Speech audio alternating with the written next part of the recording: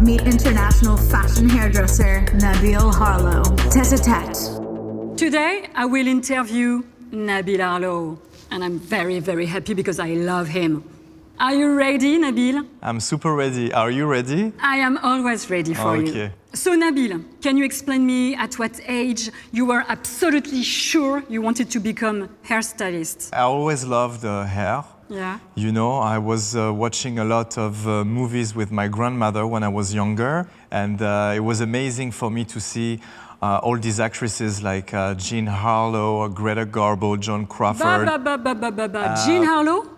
Eugéne Harlow, yes. This is why your name is Nabil Harlow? It is. Wow, really? She is one of my favorite actresses. How did your parents react when you said, hey guys, I want to become hairdresser? My dad is a little bit of a macho, so it was a bit difficult for him as a boxer. He's a boxer. To imagine that I wanted to play with hair. After I showed him it was really a passion, he was happy for me. And I read that when you were 19, you left Paris to New York? Yes, I did. Why did you take this decision? Because if I'm not wrong, you didn't know how to speak English and you didn't know anybody over there. Exactly. Well, you know, I love adventures, and I wanted to work in fashion. I knew it very young, and I knew I needed to have English with me if I wanted to make it in this industry, since we speak English almost every day. So I decided to go to New York for a little trip to check the city and see if I love it or not. Yeah. And I never came back. You never have any color on your hair? Yes, I did younger.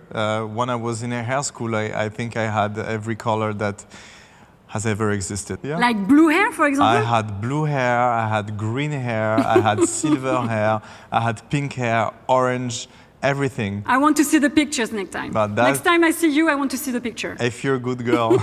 I'm always a good girl.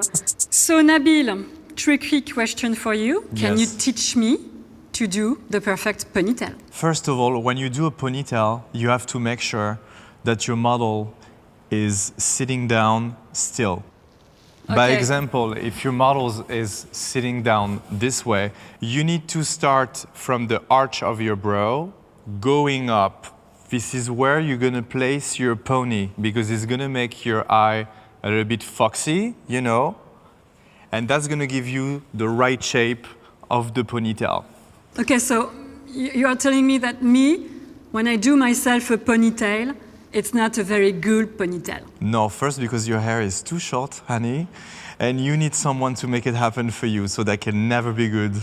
Nabil, according to you, how should hair industry evolve in the future? I believe that today, hairdressers should be able to work on every type of hair. If you're a black woman, if you're an Arab woman, you need to go either to an Afro salon. In a specific salon. In a specific salon. I think we are clever enough now for everybody to be able to work into a hair salon, and for people to have someone that stands in front of them able to work with their type of hair.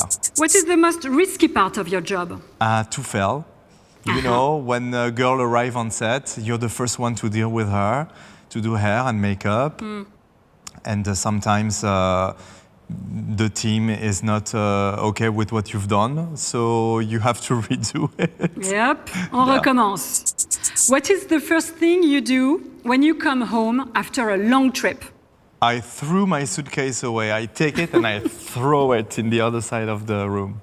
Okay. I don't want to deal with it anymore. Nabil, what is your dream now? Is to turn you into a brunette since I met you. Okay, but it's not my dream, so it's not okay. But my dream is being your suitcase. Because I could go everywhere with you. Amazing.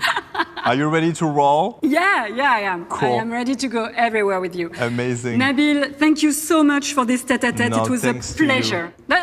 Don't go. Stay with me. Yes. Can you say just 2 words about the masterclass? It's about the French glossing, which is the way of getting service to get your hair the shiniest, the nicest way you could ever dream of. Okay, that's perfect for me. I can't wait for it.